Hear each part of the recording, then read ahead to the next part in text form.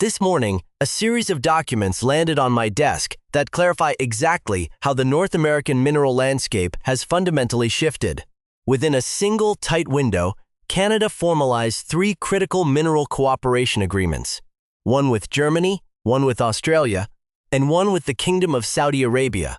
While these might look like standard diplomatic paperwork, that detail tells you everything you need to know about the current state of continental relations. The United States, the country that has openly floated the idea of annexing Canada to secure its mineral reserves, and the country that relies on these exact resources to build its F-35 jets, its missile guidance systems, and its munitions stockpiles, is now watching from the outside. Over the next few minutes, we are going to look at what these deals actually contain, why they happened in this specific order, and what they reveal about the new architecture of global mineral power forming while Washington is busy picking fights with its own trading partners. Before we continue, thanks a lot for tuning in. Your support is what keeps this channel going, and I genuinely appreciate every one of you watching. Make sure you subscribe and like the video so more people get to see this. Here is where we start. Canada is not a minor player in this story. It is the central one.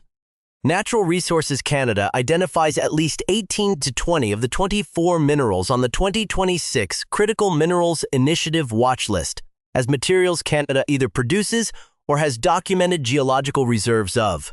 It is the world's second-largest uranium producer, it holds world-class niobium production, and it possesses significant rare earth deposits, growing graphite development, and important capacity across nickel, cobalt, lithium, tungsten, vanadium, and platinum group metals.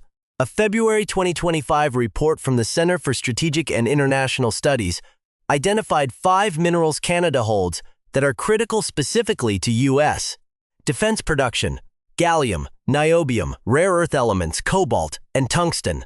Let those 5 sit for a second while I tell you what each one actually does. A single F-35 fighter jet contains 920 pounds of rare earth elements. Samarium, one of those rare earths, is used in missile guidance systems, stealth technology, and the F-35 specifically. Cobalt goes into temperature-resistant alloys for jet engines, magnets for stealth technology, and electronic warfare systems. Niobium, when added to steel alloys, in small amounts, increases tensile strength by more than 30% while cutting weight.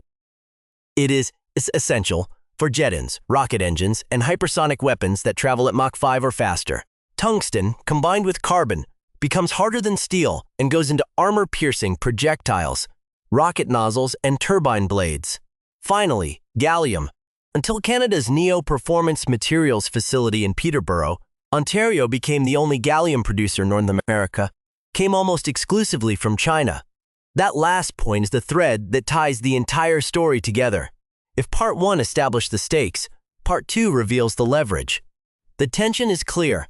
Washington is aggressively pushing for an America-first mineral ecosystem, backing it with the $12 billion Project Vault and threats against North American neighbors, while Ottawa is simultaneously peeling its mineral future away from the U.S. orbit. Here is the hard data on that drift. On January 13, 2026, Canada's Parliamentary Secretary to the Minister of Energy and Natural Resources signed a Memorandum of Understanding with Saudi Arabia's Minister of Industry and Mineral Resources. This wasn't just a routine handshake. It was an explicit commitment to tie Canadian raw materials to Saudi Arabia's $2.5 trillion reserve base and their ultra-low energy costs for processing. That detail tells you the strategy. Canada is building a post-Washington processing chain.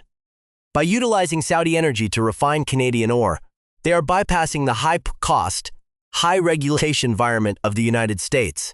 Canada.ca consider the significance of the Critical Minerals Production Alliance.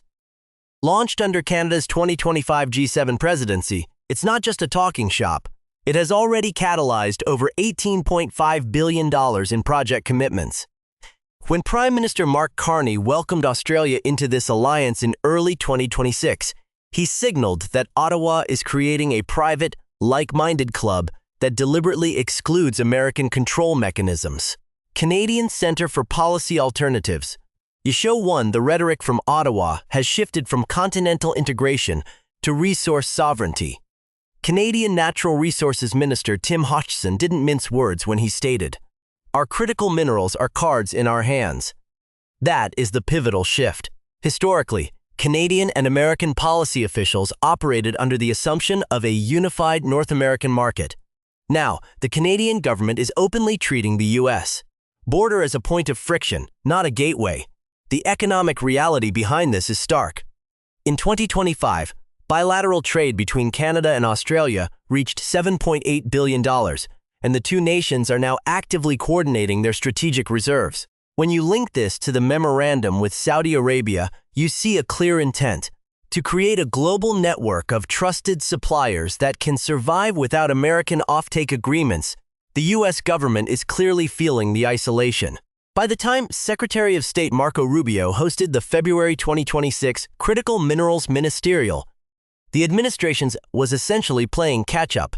They invited 54 nations to Washington to push for the 4G initiative, a clear, desperate attempt to replace the existing, more independent minerals supply chains with one that Washington dictates. Bipartisan policy center, but the damage to the relationship is already reflected in institutional behavior. Lawrence Herman, a senior fellow at the C.D. Howe Institute, described the U.S. government taking direct equity stakes in Canadian mining companies as possibly unprecedented. This was seen in Ottawa as a sign of desperation, an attempt to muscle into boardroom control rather than relying on standard trade mechanisms. When Carney stood in Berlin and signed a joint declaration of intent, he chose his words carefully. Canada and Germany are natural strategic partners. He pointedly left the United States out of that core strategic vision. .p.m.c. The question for the next 6 months is not whether Canada will continue to export minerals to the U.S. They likely will, as market forces dictate, but whether those exports will be governed by mutual cooperation or by the transactional, adversarial term now demanded by Washington. The unresolved question that will determine the outcome is this. As the CUSMA, the USMCA, trade review approaches, will the Trump administration use the threat of new tariffs to force Canada into a subordinate mineral partnership, or will that pressure simply accelerate the solidification of a parallel, non-American supply chain that renders Washington's leverage moot? The complexity here is undeniable. We are witnessing the formal disintegration of the North American supply chain status quo. While Washington has attempted to consolidate its mineral security through the multi-billion-dollar Project Vault and the Forge Diplomatic Forum, these tools are fundamentally reactive.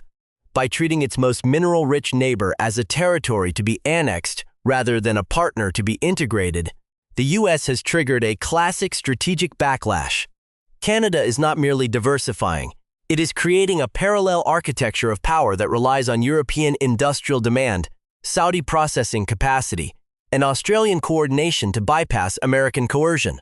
For the key actors, the implications are immediate and structural. For Canada, this move secures long-term economic autonomy, allowing Ottawa to leverage its geological wealth as a sovereign asset rather than a subordinate input for American defense production. For the European Union, specifically Germany, this pivot provides a necessary lifeline to escape the dual trap of Chinese export bans and the volatility of U.S. trade policy. For Saudi Arabia, the partnership accelerates its Vision 2030 goal of becoming a global processing hub, effectively positioning the kingdom as the midstream neutral party that the world's critical mineral markets now depend upon. The United States, meanwhile, finds itself in a precarious position. The America First mineral strategy has successfully mobilized domestic capital, but it has simultaneously alienated the very partners needed to secure the supply chain. By prioritizing aggressive extraction and territorial control over reciprocal development, Washington has effectively incentivized its allies to build a system that functions independently of the U.S. market. The next moves will likely involve a desperate push by the U.S. to use the upcoming USMCA trade review to force preferential access to Canadian minerals, a move that will almost certainly be met with further Canadian regulatory and diplomatic resistance. We are left with one inescapable conclusion. The era of assuming the North American continent operates as a single harmonious resource block is over. Washington's desire to treat its neighbors as extensions of its domestic defense industrial base has created the exact opposite of its intended result: a fragmented supply chain where the United States is increasingly forced to compete for the very resources it once assumed it could command. The strategic lesson is simple. When you treat a partner as a leverage point, you forfeit the right to be their priority. Canada has chosen a future where it is the architect of a global supply chain, not a tributary to a failing one.